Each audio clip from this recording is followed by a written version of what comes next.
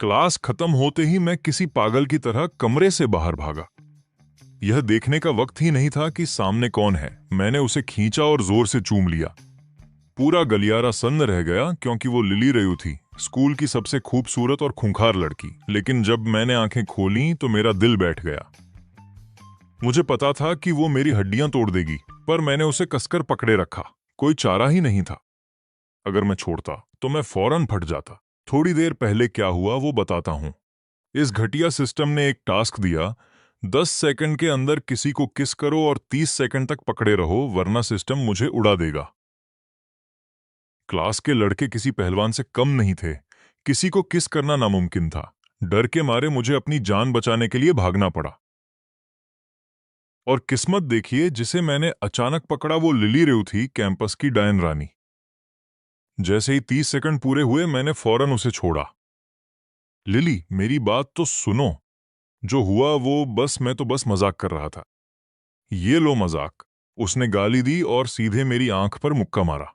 किस्मत अच्छी थी कि मुझे पहले ही पता चल गया। उसका हाथ मेरे चेहरे तक नहीं पहुंचा क्योंकि मैंने उसकी कलाई पकड़ ली।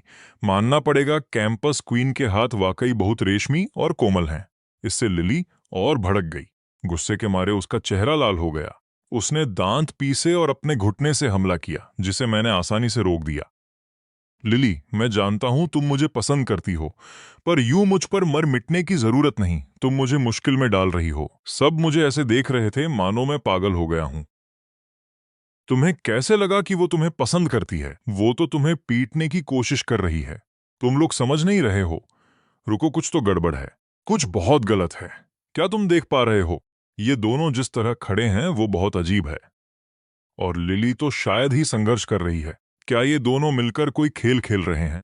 ऐसा हो ही नहीं सकता। क्यों नहीं हो सकता? फैंग युआन का हाथ सीधे उसकी जांग पर है। साफ है कि ये दोनों कपल हैं। भीड़ की बातें सुनकर लिली बौखला गई और खुद को छुड़ाने की जोरदार कोशिश करने लगी। मुझे छोड़ो।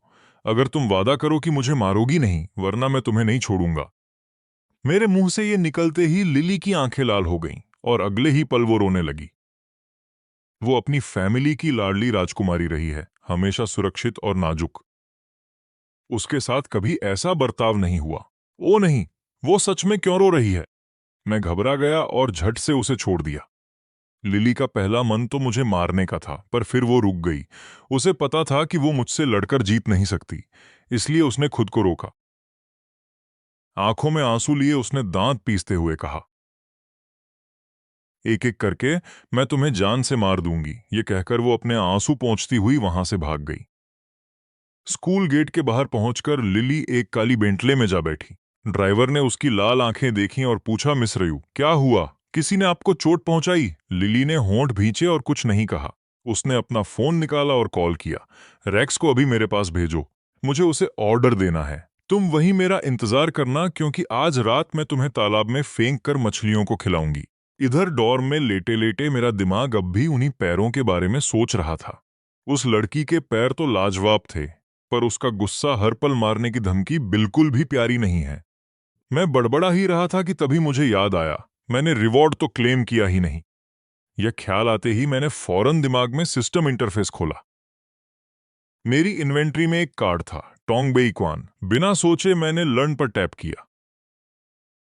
पलक झपकते ही जानकारी का सैलाब मुझ में समा गया। मेरी हड्डियां पत्थर जैसी सख्त हो गईं। अरे बाप रे, मैं तो चलते फिरते टैंक जैसा हो गया हूं।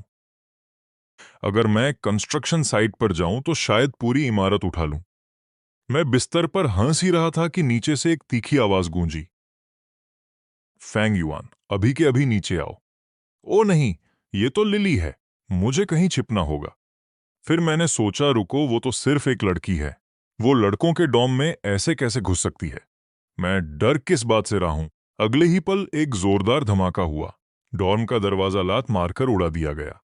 मैंने ऊपर देखा, लिली वहीं दरवाजे पर खड़ी थी। फैंग युआन, मैं कब से नीचे तुम्हारा नाम पुकार रही हूं। क्या तुम बहरे हो? अरे लिली, जवाब देने का थोड़ा वक्त तो दो। ये लड़कों का डॉर्म है, थोड़ी तो शर्म रखो। सुपरवाइजर ने तुम्हें रोका नहीं, मुझे क्या परवाह। अभी मेरे साथ चलो।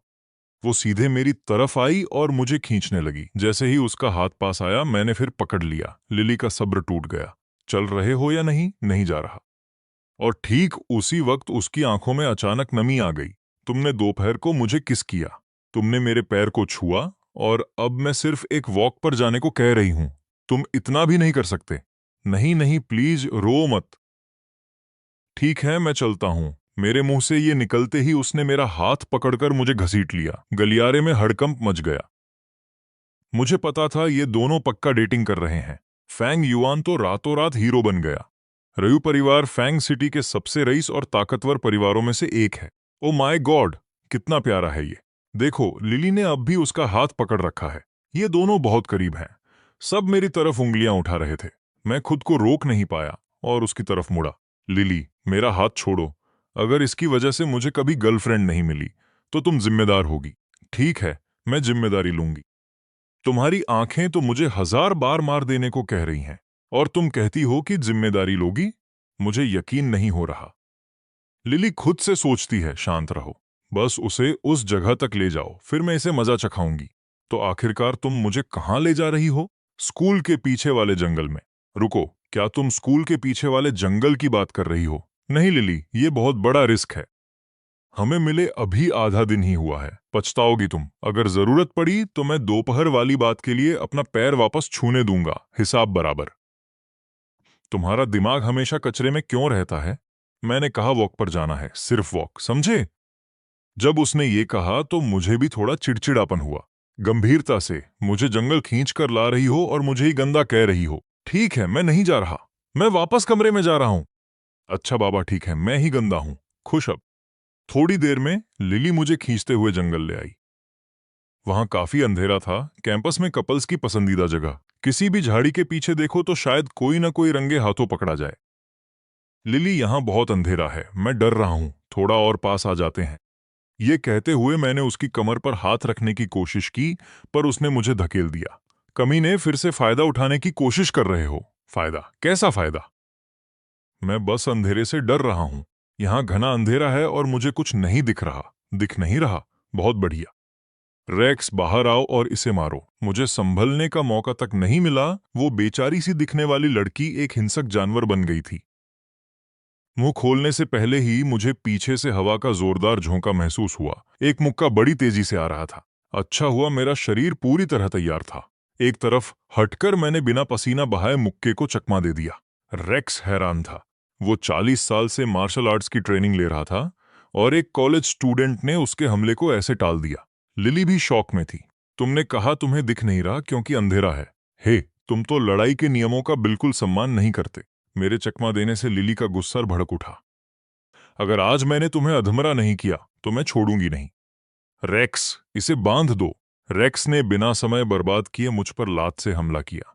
वो मुक्का तो किस्मत से बच गया था। देखते हैं अब कैसे बचते हो। पर अगले ही पल एक करारी आवाज आई और रेक्स अपना पैर पकड़कर दर्द से चिल्लाने लगा। लिली, कहना नहीं चाहता, पर जो बॉडीगार्ड तुम लाई हो वो काम के नहीं है। इसे घर भेज दो ताकि वो आराम कर सके। यहां बेइज्जती करवाने का क्या फायदा? लिली ने मेरी बात पर गौर ही नहीं किया। उसके चेहरे पर पूरी तरह से हैरानी है। रेक्स उसके परिवार के सबसे बेहतरीन फाइटर्स में से एक है, और वो मेरे सामने एक चाल भी नहीं टिक सका। वो मुझे घूर कर पूछती है, फेंग युआन, क्या तुमने मार्शल आर्ट सीखा है? एक तरह से कह सकते हो, ज्यादातर ऑनलाइन ही सीखा है। उसे सिस्टम के बारे में बताने का कोई मतलब नहीं है। वो कभी समझ नहीं पाएगी। उसे अंदाजा ही नहीं है कि एक जबरदस्त कॉम्बैट स्किल वाकई कितनी ताकतवर होती है। अगर उसने अपनी हद पार की तो अगली बार मैं उसे सीधे ड्रैगन की 18 हथेलियों से मारूंगा। फिर देखेंगे वो उसे कैसे संभालती है। और कोई बैकअप आ रहा है क्या? अगर नहीं तो मैं सोने जा रहा हूं। देर रात तक जागना सेहत के लिए बहुत बुरा है। लिली मुझे मुड़कर जाते हुए देखती है। वो अपने दांत इतनी जोर से पीस रही है कि शायद टूट जाएं, लेकिन मुझे रोकने का उसके पास कोई तरीका नहीं है। पर मैंने अभी कुछ ही कदम बढ़ाए थे कि पीछे से एक चीख हवा को चीरती हुई आई। उसी पल मेरे सिर में वो जानी पहचानी आवाज फिर शुरू हो गई। नया टास्क मिला है, लिली रयू को सुरक्षित बचाओ। काम पूरा होने पर प्लेयर को एक स्पिन रिवॉर्ड मिलेगा। क्या प्लेयर इसे स्वीकार करना चाहता है? और अगर मैंने मना किया तो सिस्टम खुद को धमाके से उड़ा देगा। ठीक है, हाँ हाँ, मैं मान गया। ओके, क्या ये काफी नहीं है? ये बेवकूफ सिस्टम हमेशा मुझे उड़ाने की धमकी देता रहता है। बेशक मुझे मान लेना ही होगा। अगली बार बस मेरे लिए ऑटो एक्सेप्ट कर लिया करो। भाषण बंद करो, समझ गया? प्लेयर के लिए ऑटो एक्सेप्ट मोड चालू कर दिया गया है। शहर के दूसरी ओर लिली पूरी जान लगाकर संघर्ष कर रही है और चिल्ला रही है, फन सिटी का नाम बदनाम कर रहे हो, मुझे बांधने की हिम्मत कैसे हुई, क्या मौत को दावत दे रहे हो। उसके सामने खड़ा आदमी जोर जोर से हंसने लगता है। रयू परिवार की छोटी राजकुमारी है ना, तुम वही हो जिसे हम ढूंढ रहे थे। हमें सिर्फ एक ही चीज से मतलब है, पैसा। तुम कौन हो हमें फर्क नहीं पड़ता। रयू परिवार की हो या जो परिवार की, एक बार मेरे हाथ पड़ गई तो कायदे में ही रहोगी। हमने तुम्हें अब तक छुआ सिर्फ इसलिए नहीं है क्योंकि बॉस के सख्त ऑर्डर थे। जैसे ही वो आदमी बात करता है वो अपना गंदा हाथ आगे बढ़ाने लगता है, पर इससे पहले कि वो लिली के चेहरे के करीब पहुंचे उसकी बाह में तेज दर्द उठता है। देखो, तुम लोगों को पैसों से मतलब हो सकता है, पर मैंने खुद अभी तक इसके चेहरे को नहीं छुआ है। अपने ये गंदे हाथ दूर ही रखो। एस दर्द में तिलमिलाता है और गुर्राता है। ये छोटा सा चूजा कहां से आ गया, 4 या 5, इसके पैर तोड़ दो। मैं खुद को आंखें घुमाने से नहीं रोक पाया। तुम सब क्रिमिनल्स को लोगों के पैर तोड़ने का इतना शौक क्यों होता है? क्या चल रहा है तुम लोगों के साथ? ये कोई पारिवारिक परंपरा है या कुछ और? मेरे पीछे लिली जल्दी से अपनी आवाज धीमी करके मुझे चेतावनी देती है। ये दोनों बहुत खतरनाक फाइटर्स हैं। रेक्स को इन्होंने 2 चालों में ही चित कर दिया था। घबराओ मत बेबी, बस वहां खड़े होकर देखो। मैं एक शैतानी मुस्कान बिखेरता हूँ, पीछे मुड़कर देखे बिना उन 2 आदमियों पर झपट पड़ता हूँ। लिली मेरी पीठ को घूरती है और पल भर के लिए जम जाती है। वो सच में थोड़ा भावुक हो गई है। रुको, क्या हो रहा है? ये बहुत ही क्रूर और खतरनाक अपराधी हैं। क्या फेंग युआन को मेरे कारण इसमें फंसने का थोड़ा सा भी डर नहीं है? वो गर्म एहसास सिर्फ 2.5 सेकंड तक ही रहता है और 4-5 पहले ही जमीन पर पड़े होते हैं। मैं लिली की ओर मुड़ता हूँ, एक भौं ऊपर उठाता हूँ और कहता हूँ, तो काफी कूल था, है ना बेबी? बहुत बातें हो गई, पहले मुझे आजाद करो। जी मैम। लेकिन जब तक मैं उसे खोलने की कोशिश कर रहा हूँ, ऐस मेरे ठीक सामने आकर खड़ा हो गया है। मैं ऊपर देखता भी नहीं। मैं बिल्कुल शांत होकर कहता हूँ, भाई तुम जैसे 10 और भी होते तब भी मुझे हरा नहीं पाते। समझदारी इसी में है कि अभी यहां से निकल जाओ, वरना मैं हाथ रोकना बंद कर दूंगा। पर ऐस नहीं जाता। वो बस एक ठंडी फुंकार छोड़ता है और ठीक उसी पल मेरा पारा 7वें आसमान पर पहुंच गया। ये क्या बदतमीजी है यार, मैंने चेतावनी दी थी और तुम अभी भी अपनी जिद पर अड़े हो। बच्चे, देखते हैं अब तुम कितने बड़े खिलाड़ी हो। अरे भाई, मैं तो मजाक कर रहा था। लो, मुझे लिली को वापस बांधने दो और फिर मैं खुद को भी बांध लेता हूँ। बिल्कुल कसके भाई, अब निकल के दिखाओ। मेरा तो रोने का मन कर रहा है। ये बेतुका सिस्टम पूरी तरह पागल हो गया है। पहले इसने मुझसे सबके सामने कैंपस क्वीन को किस करवाया, अब ये मुझसे लिली को बचाने के लिए कह रहा है। बहुत बढ़िया, मैंने उसे बचाया भी नहीं और अब मैं भी यहां फंस गया हूं। बॉस, सब हो गया, पैसे कब मिलेंगे? रिलैक्स, जैसे ही रयू परिवार शहर की वो जमीन हैंडओवर करेगा तुम्हें पैसे मिल जाएंगे। उसी पल रयू परिवार की हवेली में एक नौकर भागता हुआ ऊपर आता है। मिस्टर रयू, कुछ हो गया है। क्या हुआ? क्या तुम शांत नहीं हो सकते? रेक्स का फोन आया था, मिस रयू का अपहरण हो गया है। फेंग सिटी में लिली का अपहरण करने की हिम्मत किसमें हुई? ठीक उसी समय उसका फोन बजता है। नमस्ते रयू, बहुत दिनों से कोई झगड़ा नहीं हुआ। मैंने सुना है तुमने उस डाउनटाउन प्रोजेक्ट पर अरबों खर्च कर दिए हैं। जेनजो, क्या मेरी बहन का अपहरण तुमने किया है? ओ मेरे रयू, तुम क्या बात कर रहे हो? मुझे नहीं पता तुम्हारा क्या मतलब है। मैं तो बस तुम्हें ये बताने के लिए कॉल किया था कि जो परिवार जिस जमीन पर नजर गड़ाए हुए है उसे लेने की कोशिश मत करना। मुझे बहुत बुरा लगेगा अगर मेरी तलवार गलती से गलत दिशा में चल गई। तो सोच समझकर फैसला लेना रयू। अगर मुझे दोबारा कॉल करना पड़ा तो शायद मैं इतना विनम्र न रहूं। क्लिक। लाइन कट जाती है। लियोन की भौहें गहरी सिकुड़ जाती हैं। चेन से कहो इसकी जांच करे। अगर उसे कुछ नहीं मिला तो उसे कहना वापस आने की जरूरत नहीं है। शहर के दूसरी तरफ एक पुरानी फैक्ट्री में एस मुझे कई लात मारता है। आराम से भाई, मैं बहुत देर तक उस गाड़ी में बैठा था। मेरे पैर अभी भी सुन्न हैं। ये लड़का अभी भी मुस्कुरा रहा है। 4, इसे ऊपर ले जाओ, इसे वहीं खत्म करो। अभी भी दांत दिखा रहे हो? जब मैं चला जाऊं तो मेरे लिए माइकल जैक्सन को कुछ फूल भेज देना। सालों से उनका फैन हूं। मैं मूनवॉक भी कर सकता हूं, सब कुछ फैक्ट्री की दूसरी मंजिल पर। तुम मुझे यहां सिर्फ अपने साथ तारे गिनने तो नहीं लाए है ना? मैं उस तरह का लड़का नहीं हूं। बहुत हुआ। तुम लिली रयू के वो कथित बॉयफ्रेंड हो, है ना? कथित बॉयफ्रेंड? हम सिर्फ क्लासमेट्स हैं। तुम कब से गप्पों में दिलचस्पी लेने लगे? ऐस एक और लात मारता है, फिर अपना फोन निकालता है और क्लासरूम के बाहर मेरा और लिली का किस करते हुए वीडियो चलाता है। अभी भी मना कर रहे हो? मान लो तुम दोनों कपल हो, हम नहीं हैं। भाई, क्या तुम्हें किडनैपर नहीं होना चाहिए? तुम्हें मेरे और लिली के बारे में इतनी परवाह क्यों है? ओ रुको, मैं समझ गया। तुम इसका फायदा उठाओगे कि हम ऑनलाइन ट्रेन कर रहे हैं ताकि हमें रिलेशनशिप के लिए मजबूर करो, फिर हमसे लाइव स्ट्रीम पर पैड प्रमोशन कराओगे और पैसे छापोगे, है ना? ये वाकई काफी चतुर है। तुम किस बारे में बकवास कर रहे हो? बस मान लो। ठीक है, हाँ, हमारा एक बच्चा है और हाँ, हम कपल हैं। खुश? अब क्या तुम ये बंदूक हटा सकते हो? ये चल सकती है। हिलो मत। बॉस ने सुना है ना? ये बंदा सच में लिली का बॉयफ्रेंड है। इसे संभालो, काम सफाई से होना चाहिए। हम नहीं चाहते कि अधिकारी कुछ भी ढूंढे। फेंग सिटी यूनिवर्सिटी का एक लापता छात्र बहुत मुसीबत खड़ी करेगा और पक्का अनचाहा ध्यान खींचेगा। अकड़ू छोटा पंख, मुझसे भिड़ रहे हो? मैं तुम्हें खत्म कर दूंगा। ओह, और हथियारों का इस्तेमाल मत करना, बहुत गंदगी फैलती है। हमारे पास वैसे भी एक ही बंदूक है और मैं उसे बचाना चाहता हूं। अब फोन रखो। मेरे बाद सफाई करना याद रखना। बच्चे, मुझे दोष मत देना। तुमने खुद को दावत दी है। तुम्हें सच में लगता है कि तुमने मुझे कोने में फंसा लिया है? बच्चे, सिर्फ एक बंदूक है तो ये मेरे लिए और आसान हो गया है। कुछ पल पहले मैं सिर्फ अंदाजा लगा रहा था कि एस के पास एक बंदूक है। मुझे यकीन नहीं हो रहा कि इस बेवकूफ ने खुद इसकी पुष्टि कर दी। एस मेरी बात सुन लेता है और अपना आपा खो बैठता है। बंदूक फिर से ऊपर आती है, ठीक मेरे सिर पर तनी हुई। तुम्हें लगता है एक बंदूक मुझे खत्म करने के लिए काफी नहीं है, पर इस बार मैं थोड़ा भी घबराया नहीं हूं। मैं असल में अपना माथा बंदूक की नली पर टिका देता हूं। पहला, उसके बॉस ने अभी कहा था कोई हथियार नहीं। दूसरा, रयू परिवार की एक लड़की लापता है। उसका भाई उसकी रक्षा करने के लिए पूरी तरह पागल है। उसने पक्का इस जगह को ट्रैक कर लिया है। गोली चलाओ जीनियस। तुम रयू परिवार के हर एक बंदे को सीधे यहां ले आओगे।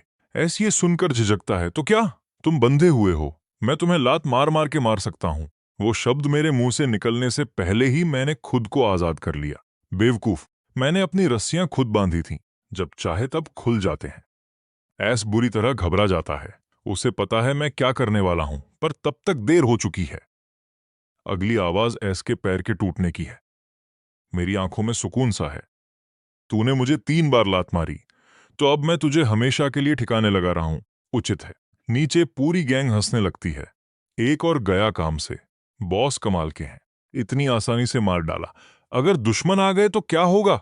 हम सुनसान जगह पर हैं। कौन से दुश्मन? जल्दी समेटो सब। कल तक मुझे पैसे लेकर निकलना है। ये सब सुनकर लिली सन्न रह जाती है। फेंग युआन मर चुका है। तर्क के हिसाब से तो मुझे खुश होना चाहिए, है ना? तो फिर ये सब इतना गलत क्यों लग रहा है? तुम शैतान हो। तुमने कहा था तुम मुझे यहां से बाहर ले जाओगे। तुम इतनी जल्दी मर कैसे गए? अगर तुम मुझे बचाने की कोशिश न करते तो क्या आज जिंदा होते? मुझे बहुत अफसोस है। ये सब मेरी गलती है। मैं अभी ऊपर जाकर तुम्हारा बदला लूंगी। लिली के अंदर एक नई ताकत जागती है और वो पूरी जान लगाकर सीढ़ियों की तरफ दौड़ती है। ये क्या बदतमीजी है? इसका पीछा करो। ऊपर पहुंचकर लिली देखती है कि एक साया जमीन पर पड़े शख्स को पीट रहा है। उसका गुस्सा फूट पड़ता है। फेंग युआन को छोड़ो, मैं तुमसे आखिरी दम तक लड़ूंगी। वो झपटती है और जोर से काट लेती है। ये क्या हो रहा है? क्या कुत्तों ने पाला है तुम्हें? ये जानी पहचानी आवाज। लिली का मुंह खुला का खुला रह जाता है। फेंग युआन, मुझे लगा तुम गुजर गए। मैं यहां तुम्हारा बदला लेने आई थी। शुक्र है तुम जिंदा हो। मैं पूरी तरह हैरान हूं। उसने इतनी शिद्दत से रिएक्ट किया। क्या वो सच में मुझ पर फिदा हो रही है? मैं होश में आया और हंस पड़ा। देखो तुमने मेरे हाथ का क्या हाल किया। तुम जैसी जंगली लड़की कभी नहीं देखी। लिली रो भी रही है और हंस भी रही है। और सच कहूं तो ये काटने का निशान दिल जैसा प्यारा लग रहा है। उसी वक्त बाकी गैंग सीढ़ियों से ऊपर भागती हुई आती है। वो अपने बॉस को जख्मी हाल में देख दंग रह जाते हैं। बॉस, आपको क्या हुआ? मुझे छोड़ो, इस बंदे को खत्म करो। इतना सुनते ही बाकी गैंग भेड़ियों की तरह मुझ पर टूट पड़ती है। तभी एक गोली चलती है और सब के सब हाथ सिर पर रखकर जमीन पर लेट जाते हैं। बंदूक हर चीज को बराबर कर देती हैं। अब मेरे लिए गाओ। पुल के किनारे बत्तखों का झुंड तैर रहा है। चलो चलो, इन्हें गिनो, 2 4 6 7 8। उनमें से एक सबसे तेज गाता है तो मैं उसे 2 लात मारता हूं। तुमने नहीं गिना, इसलिए सजा मिली। अरे भाई, मैं तो गा रहा था। कसम से मैंने कहा न कि तुम नहीं थे। बात खत्म। मैं उसे 2 लात और मारता हूं। और एक और बात, तुम ही थे जिसने ऊपर आते हुए मुझे किक मारी थी। ये मत सोचना मैं भूल गया। मैं कुछ भी ऐसे नहीं छोड़ता। तभी सिस्टम पॉपअप होता है। बधाई हो प्लेयर। क्वेस्ट पूरी हुई। रिवॉर्ड स्पिन एक्टिव है। पहिया घुमाएं। कृपया प्रतीक्षा करें। बधाई हो प्लेयर, तुम्हें मार्क्समैन कार्ड मिला है। मैंने तुरंत लर्न दबाया और जानकारी की लहर मेरे दिमाग में भर गई। हाथ की बंदूक जैसे मेरे शरीर का हिस्सा बन गई हो। बिना सोचे मैंने एक और फायर किया, जो ठीक 4 नंबर के पैरों के बीच जाकर लगा। वो बंदा डर के मारे पेंट में ही सुसु कर देता है। फेंग युआन, मैं गा रहा हूं। मैं पूरी जान लगाकर गा रहा हूं। रिलैक्स रिलैक्स, बस अपना निशाना चेक कर रहा था। ओ सही, तुमने कहा था तुम मूनवॉक कर सकते हो, है ना? उठो फिर दिखाओ अपने मूव्स। 4 नंबर खुद को थप्पड़ मारना चाहता है। उसने मूनवॉक का नाम ही क्यों लिया था? लिली, जो बगल की बिल्डिंग में बाथरूम गई थी, वापस आती है और सुकून से मेरे पास खड़ी हो जाती है। ओ शुक्र, वो सब। क्या तुम थोड़े सभ्य बन सकते हो? जो तुम्हें नहीं जानता वो सोचेगा कि तुम इस खतरनाक बंदूक के साथ कोई जंगली इंसान हो। लिली का जंगली मिजाज फिर लौट आया है। मैं तुम्हें अभी खत्म कर दूंगी, यकीन मानो। वो मुझ पर लात चलाती है और मैं फिर से उसका पैर पकड़ लेता हूं। फेंग युआन, तुम फिर वही कर रहे हो। मुझे छोड़ो, मैं तुम्हें मार डालूंगी। लिली, क्या तुम हर 5 सेकंड में लोगों को मारने की धमकी देना बंद कर सकती हो? वो शराफत कहाँ गई? सभ्यता की बात वहीं फैक्ट्री के बाहर लियोन गोलियों की आवाज सुनकर पीछे पीछे आ रहा है। सर, ड्रोन ने अंदर का ज्यादातर हिस्सा स्कैन कर लिया है। बस वो क्या, हकलाना बंद करो। लियोन टैबलेट लेता है, स्क्रीन देखता है और उसका चेहरा खाली हो जाता है। फैक्ट्री की निचली मंजिल पर 1 दर्जन से ज्यादा लोग बंधे हुए जमीन पर बैठे हैं और किसी तरह वे सभी ब्रिज बाय द रोड गा रहे हैं। वहां एक आदमी मूनवॉक भी कर रहा है। ये किस तरह के अजीब लोग हैं? बंधे हुए हैं फिर भी गा और नाच रहे हैं। क्या ये कोई पागलपंती वाली पार्टी कर रहे हैं? कैमरा घूमता है और वहां मैं दिखता हूं, लिली का पैर पकड़े हुए एक मजाकिया मुस्कान के साथ, जबकि वो गुस्से में लाल है। लियोन मुझे तुरंत पहचान लेता है। ये वही है, ये जरूर जेन के साथ काम कर रहा है। पहले जब लियोन लिली को ढूंढ रहा था तो उसने कैंपस का वीडियो देखा था जिसमें मैं लिली को किस कर रहा था। उसने मान लिया कि मैं लिली को किडनैपिंग की आड़ के लिए इस्तेमाल कर रहा हूं। लियोन गुस्से से भर गया है। मुझे लेजर स्नाइपर राइफल दो। सर, मुझे नहीं लगता कि फेंग युआन वास्तव में अपहरण के पीछे है। मैंने कहा, मुझे बंदूक दो। इस पल लियोन किसी की नहीं सुन सकता। उसे बस इतना पता है कि फेंग युआन अभी उसकी बहन को परेशान कर रहा है। चेन के पास कोई चारा नहीं है और वो राइफल थमा देता है। अंदर लिली और मैं अभी भी लड़ रहे थे कि अचानक मेरे सिर पर एक लाल लेजर बिंदु दिखता है। मैं एकदम जम जाता हूं। ओ नहीं, मैं कुछ ज्यादा ही बेफिक्र हो गया था। पर इससे पहले कि मैं खतरे से निपटने का रास्ता सोचूं, लिली मुझे धक्का देकर जमीन पर गिरा देती है। तुम्हारे ऊपर लेजर है, भागो, मैं तुम्हें कवर करूंगी। वही लड़की जो 2 सेकंड पहले मुझ पर गुर्रा रही थी, अचानक इतनी प्यारी लग रही है। वाह, मैं सच में पिघल गया हूं। इस एहसास का क्या करूं? अगले ही पल मैं तय करता हूं कि मैं नहीं भागूंगा। मैं लिली की तरफ देखता हूं और शांत होकर कहता हूं, बेबी, इसे मुझे संभालने दो। मैं मुड़ता हूं और एक ही शॉट में फैक्ट्री में घुसने वाले को इतनी जोर से मारता हूं कि वो उड़कर गिर जाता है। मार्क्समैन कार्ड सक्रिय हुआ। मुझसे पंगा लेना चाहते हो? ये मौत को दावत देना है। लेकिन अगले ही पल 1 दर्जन लोग चिल्लाते हुए फैक्ट्री में घुसते हैं।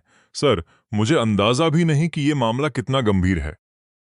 मैं बस फटी आंखों से भीड़ को देख रहा हूं। हे भगवान, मेरी एमो खत्म होने वाली है।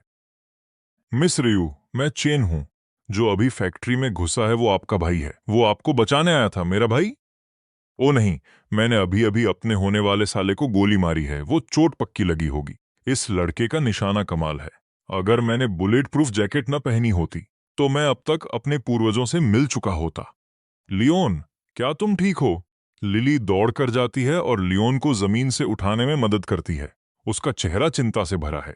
तो तुम्हें अभी भी याद है कि मैं कौन हूं? वो बंदा तुम्हें पूरे समय परेशान कर रहा था, इसलिए मैंने उस पर लेजर लगाई ताकि तुम उसे मार सको और बेहतर महसूस करो। और तुमने क्या किया? तुमने उसे बचाने के लिए खुद को ढाल बना लिया। सच्चाई ये है कि जब लियोन पहले आया था तो उसने हमें बहस करते और हाथापाई करते देखा था, और ये साफ था कि हम मजाक कर रहे थे। ये कहीं से भी अपहरण नहीं लग रहा था। उसे बस ये पसंद नहीं आया कि उसकी बहन को ये बंदा परेशान कर रहा है, इसलिए उसने लेजर मुझ पर पॉइंट की ताकि लिली एक फ्री शॉट मार सके। लेकिन लिली ने क्या किया? उसने मुझे गिराकर खुद को मेरे सामने ढाल बना लिया। वो पुरानी कहावत है ना, आप अपनी बेटी को हमेशा के लिए घर में नहीं रख सकते। ये बिल्कुल तुम हो लिली। मुझे नहीं पता था कि ये तुम हो। मुझे लगा तुम उन किडनैपर्स में से एक हो। फेंग युआन ने आज मुझे बचाने के लिए 2 बार अपनी जान जोखिम में डाली और मैंने बस ठीक है, बहुत सफाई दे दी। लियोन आंखें घुमाकर मुझे देखता है। बच्चे, तूने ऐसी निशानेबाजी कहाँ से सीखी? मैं मुस्कुरा देता हूँ। शूटिंग वीडियो गेम खेलते हुए हजारों घंटे बिताए हैं। लियोन को शक है कि मैं कोई महान फाइटर हूँ जो पहाड़ों में छिपा हुआ था, क्योंकि उपन्यासों में हमेशा ऐसा ही होता है।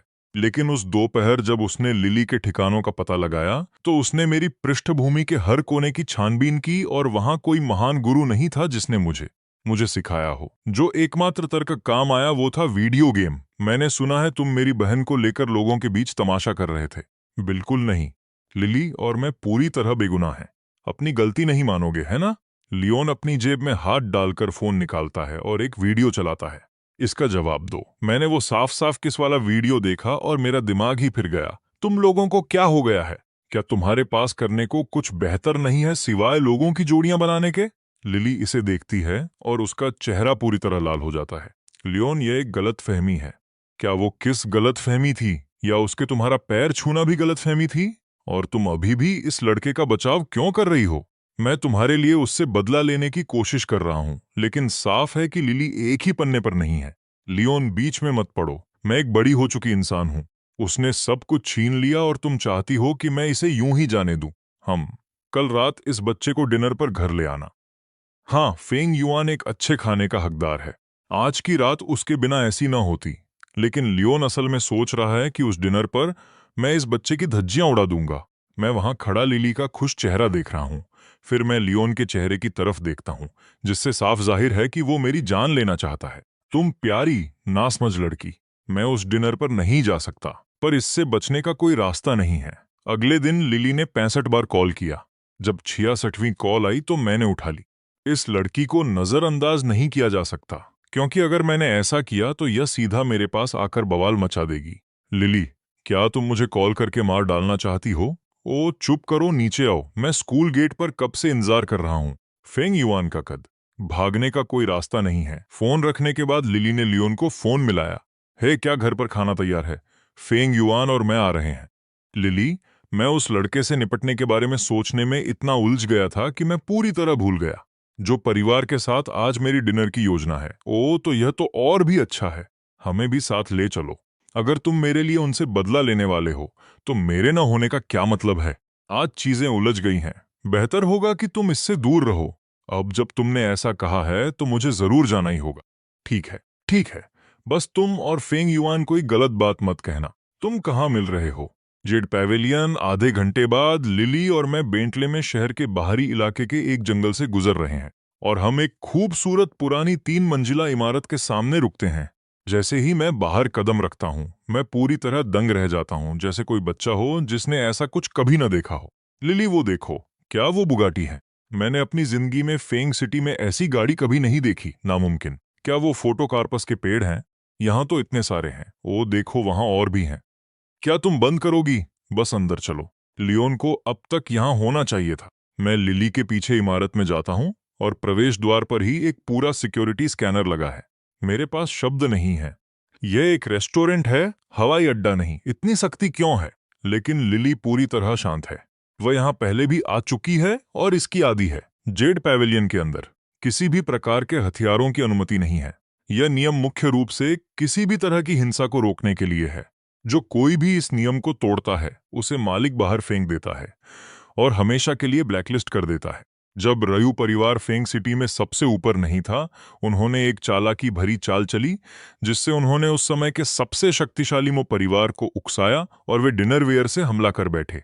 लियोन को हल्की चोट आई थी, लेकिन वो परिवार के नियम तोड़ने के लिए इतना काफी था। उसके बाद मो परिवार फेंग सिटी के शीर्ष परिवार के पद से हट गया और रयू परिवार ने तख्ता पलट कर दिया। सिर्फ इतना ही काफी है यह बताने के लिए कि जेड पैवेलियन का मालिक कितना पहुंच वाला है। सर, आप एक छोटा चाकू लिए हुए हैं। कृपया इसे यहां दे दीजिए। जब आप जाएंगे हम इसे आपको वापस लौटा देंगे। क्या आप गंभीर हैं? मैं यहाँ खाने आया हूँ, झगड़ा करने नहीं। मैं चाकू क्यों लाऊंगा? भाई, कौन जाने मेरे साथ रहने पर क्या हो जाए। तुम चलते फिरते मुसीबत हो। मुझे बंदूक तो नहीं मिल सकी, इसलिए सुरक्षा के लिए छोटा चाकू रखना सही लगा। तुम एक नंबर के बेवकूफ हो, लेकिन जैसे ही लिली यह कहती है, उसकी आवाज अनजाने में नरम हो जाती है, और कहीं ना कहीं अंदर उसे अच्छा लगता है। उसने कभी नहीं सोचा था कि फेंग युआन अपनी सुरक्षा के बारे में ऐसा सोचेगा। तुम ही बेवकूफ हो, पागल। मैं कंधे उचकाता हूँ और चाकू गार्ड को दे देता हूँ। इसे संभाल कर रखना। मैंने इसे सुपरमार्केट से 5 युआन 80 फेन में खरीदा था। अगर यह खो गया तो तुम पर मेरे 6 युआन उधार होंगे। लिली अपना चेहरा ढंक लेती है और मुझे खींच ले जाती है। कितनी शर्मिंदगी वाली बात है। एक पल बाद हम दूसरी मंजिल पर पहुंच गए। गलियारे में निजी डाइनिंग कमरे हैं, सबके नाम बड़े काव्यात्मक हैं, spring river, early plum blossom, triple sunrise, seas of plenty. लेकिन गलियारे के अंत में टंगी एक पेंटिंग मुझे ठिठका देती है। उस कैलीग्राफी पर लिखा है, एक साथ उड़ो फिर भटकती उड़ान में चांद को गले लगाओ और अंतहीन रात में आराम करो। लिली मुझे अजीब नजरों से देखती है। कब से तुम्हें कैलीग्राफी में दिलचस्पी हो गई? जो आदमी 5 युआन 80 फेन के लिए मोलभाव करे उसे अच्छा स्वाद हो प्लीज। सच कहूं तो मुझे भी यह समझ नहीं आ रहा। मुझे बस ऐसा लग रहा है कि मैंने यह लिखावट कहीं देखी है, शायद घर पर अपने स्टडी रूम में। छोड़ो भी, जेड पैवेलियन की ये चीजें सब महान कलाकारों की कृतियां हैं। तुम किस तरह के घर से आते हो जहां ऐसी चीजें होंगी? मानो या न मानो, मेरा परिवार दक्षिण का पुराना रईस खानदान है। लियोन ने तुम्हारे परिवार के बारे में सब कुछ पता कर लिया था। मनगढ़ंत कहानियां बंद करो और चलो। उसे इंतजार करते हुए काफी समय हो गया है, पर वो ब्रश का काम मुझे सच में जाना पहचाना लग रहा है। मुझे समझ नहीं आ रहा कि ये किसका हाथ है।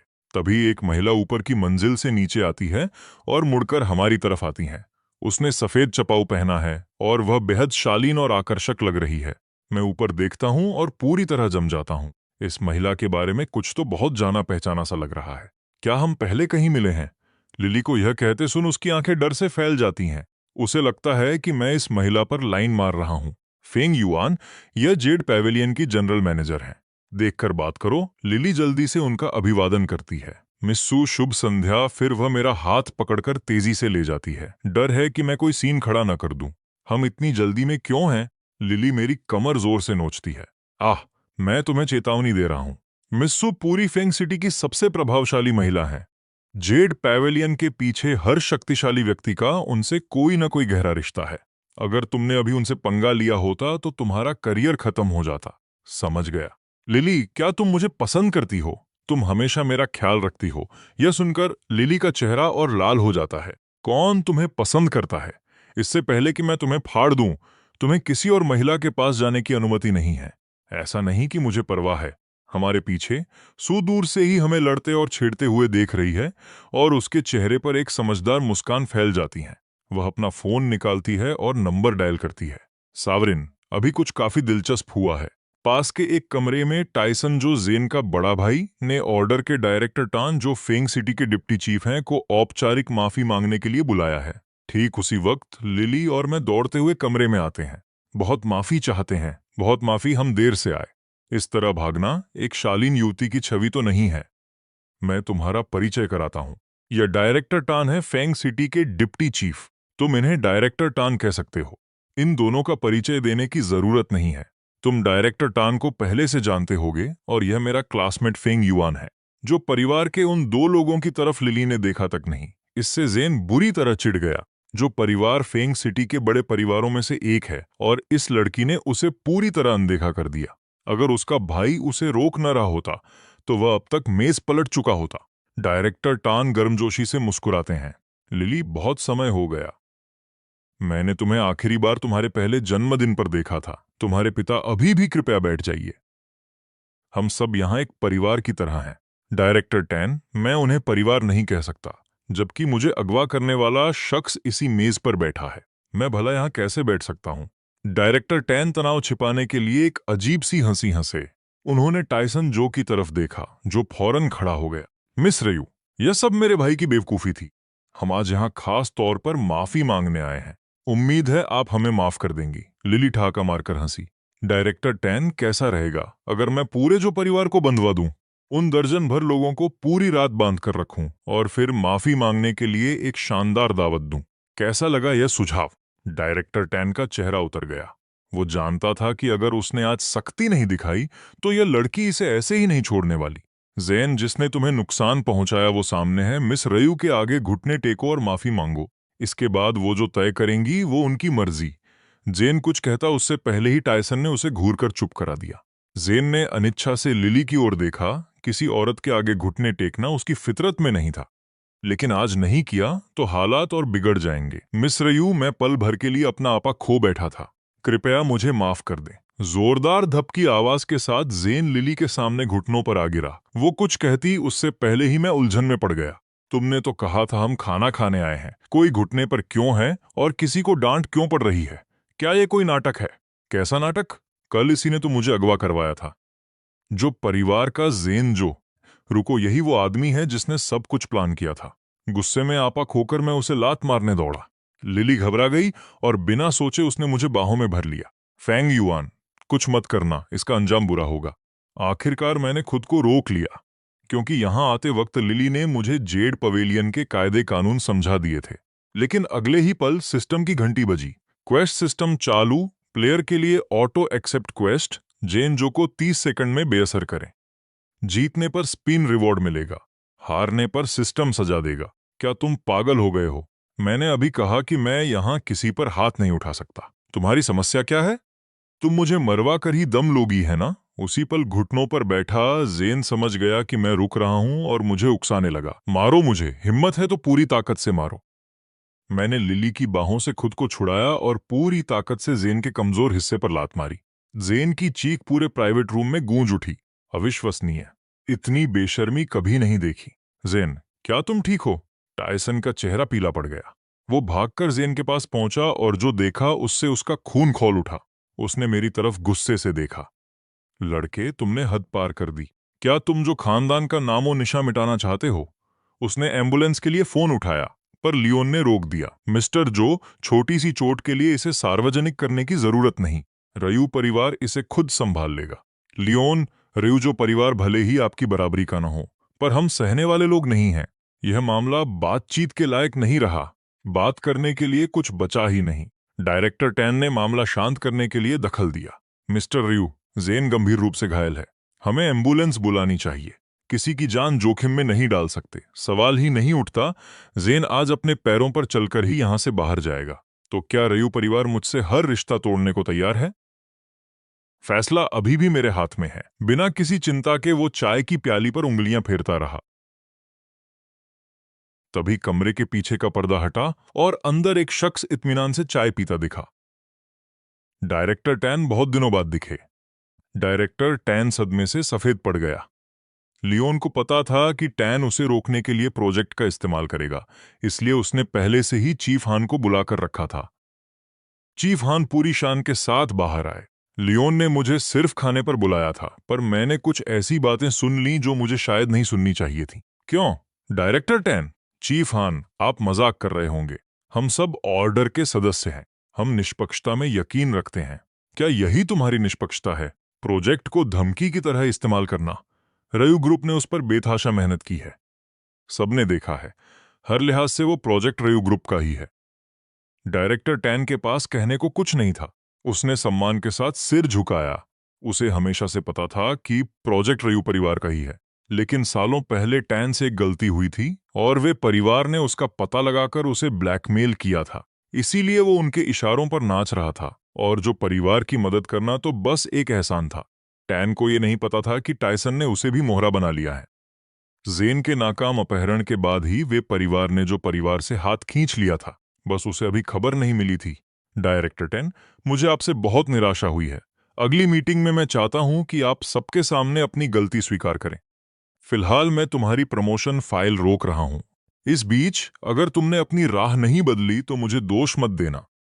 समझ गया, चीफ हान। फिर चीफ हान ने गंभीर लहजे में बाकी लोगों को संबोधित किया। फैंग सिटी का चीफ होने के नाते मैं यहां सुनिश्चित करने आया हूं कि न्याय हो। जेन जो इस नौजवान के हाथों घायल हुआ है, उसे इलाज की जरूरत है। लियोन, फोन करो और जेन का इलाज करवाओ। मैंने कहा कोई एम्बुलेंस नहीं। मेरी बात सुनो, जिसने मुक्का मारा उससे मैं खुद जेड पवेलियन के मालिक के साथ बात करूंगा। ये उसकी निजी हरकत थी। इसका रयू परिवार से कोई लेना देना नहीं।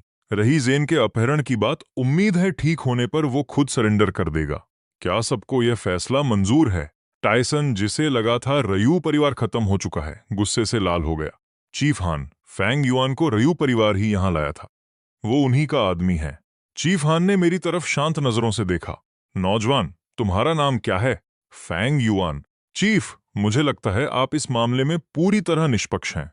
मैंने जेन को इसलिए मारा क्योंकि कल रात उसने मुझे लगभग मार ही दिया था। इसका रयू परिवार से कोई नाता नहीं।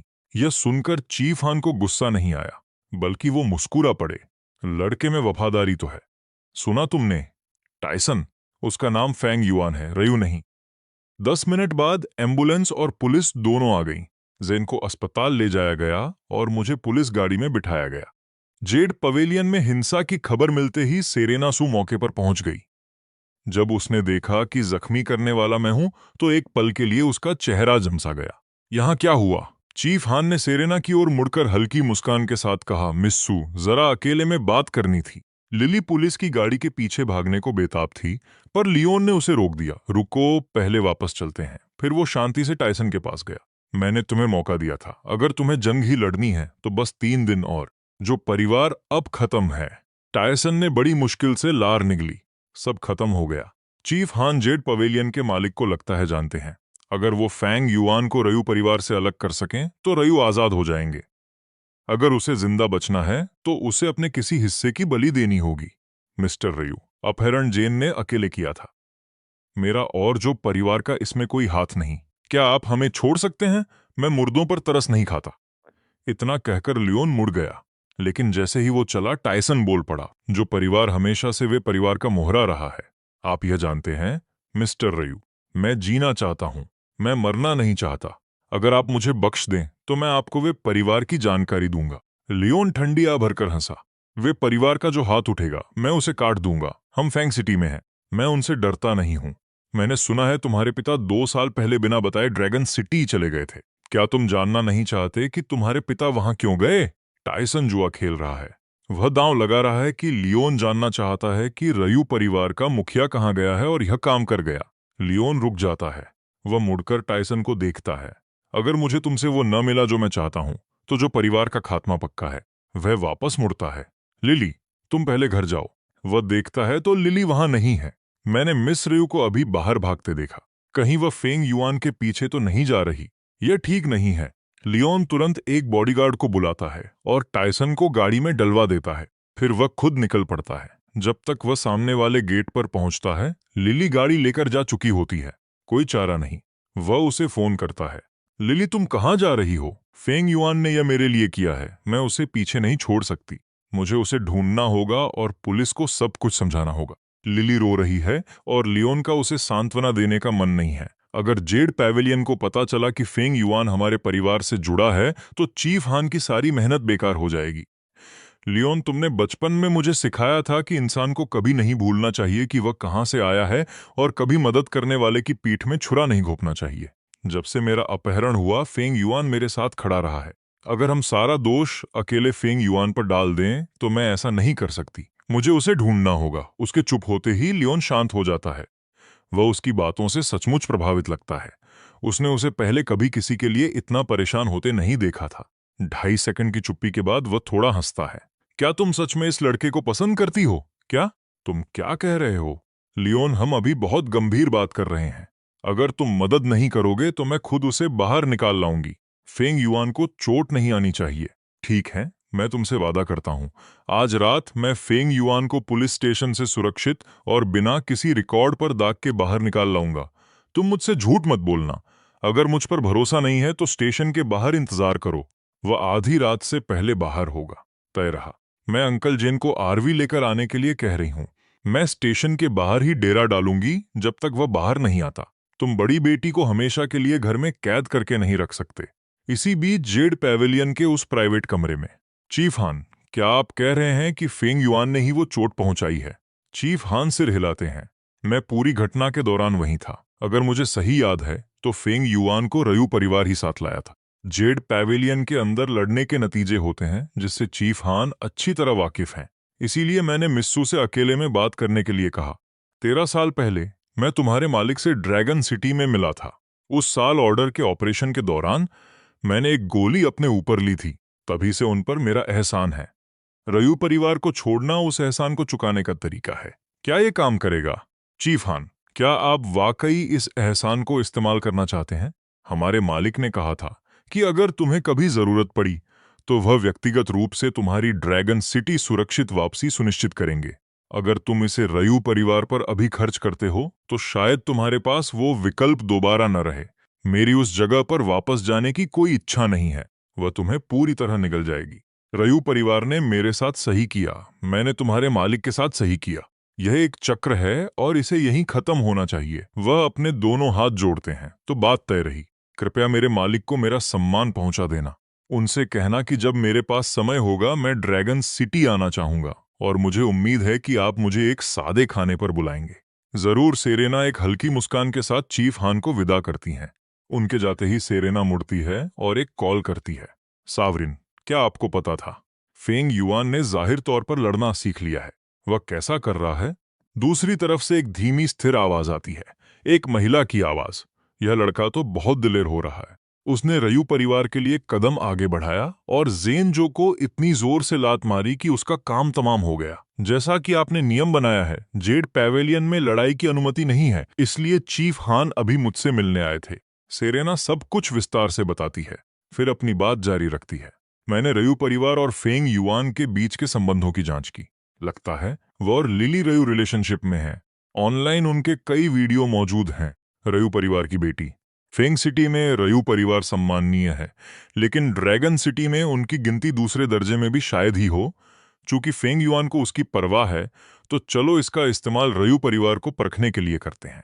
पुलिस स्टेशन जाओ और देखो रयू परिवार क्या प्रतिक्रिया देता है। अगर उन्होंने फेंग युआन को अपनी मुसीबत खुद झेलने के लिए छोड़ दिया, तो यह लड़की उसके लायक नहीं है। जी सावरिन, समझ गई। कॉल समाप्त होती है। सेरेना के चेहरे पर एक छोटी चालाक मुस्कान आती है। लगता है फेंग सिटी की हवा बदलने वाली है। कितना दिलचस्प है। शहर के दूसरी ओर पुलिस स्टेशन के अंदर सिस्टम में घंटी बजती है। बधाई हो प्लेयर, क्वेस्ट पूरी हुई। स्पिन इनाम अब सक्रिय है। व्हील घुमाएं। कृपया इंतजार करें। बधाई हो प्लेयर, आपको माइंड रीडिंग कार्ड मिला है। इसे इन्वेंट्री में रखा जा सकता है या कौशल सीखने के लिए इस्तेमाल किया जा सकता है। माइंड रीडिंग, ये क्या बला है? मैं तुरंत सिस्टम खोलता हूं और कार्ड पढ़ता हूं। माइंड रीडिंग सक्रिय करने के बाद प्लेयर पिछले 10 मिनट में किसी भी व्यक्ति के विचार पढ़ सकता है। दिन में सिर्फ 3 बार इस्तेमाल किया जा सकता है। नामुमकिन, यह कौशल तो बिल्कुल पागलों वाला है। हा हा हा।